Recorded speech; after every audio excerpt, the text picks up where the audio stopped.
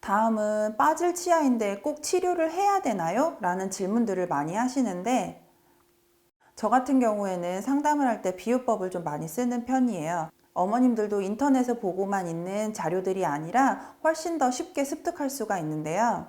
내비게이션을 보통 많이 활용을 합니다. 내비게이션에 보면은 도착 시간이 알려져 있잖아요. 저 같은 경우에는 도착 시간을 유치 발치 시기에 비유를 해서 상담을 시작을 하는데요.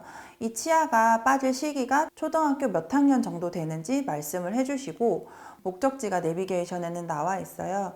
유치 치료의 목적은 그냥 단순히 아프지 않게끔 하는 게 아니라 연구치가 나올 때까지 건강하게 사용할 수가 있고, 가이드라인이 되어주는 치아이기 때문에 우리 어때요? 내비게이션 따라서 길 잘못 들면 시간이 훨씬 더 오래 걸리고 많이 돌아가게 되잖아요. 유치도 마찬가지예요. 치료를 정확한 시기에 제때 해주지 않으면 연구치가 나오는 데 있어서 많이 불편감이 생길 수 있기 때문에 치료의 목적을 꼭 한번 같이 설명해 주시는 게 좋습니다.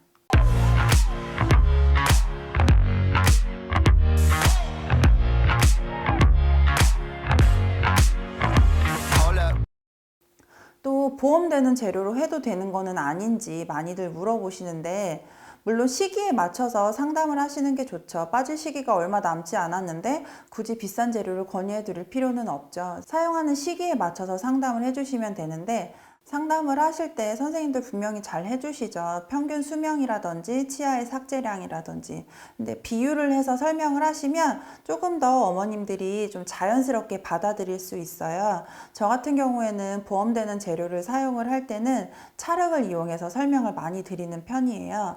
아무래도 보험되는 재료 자체가 물리적으로 그냥 얹어만 놓는 거기 때문에 찰흙을 이용해서 설명을 해주시면 조금 비슷하게 설명을 할 수가 있겠죠.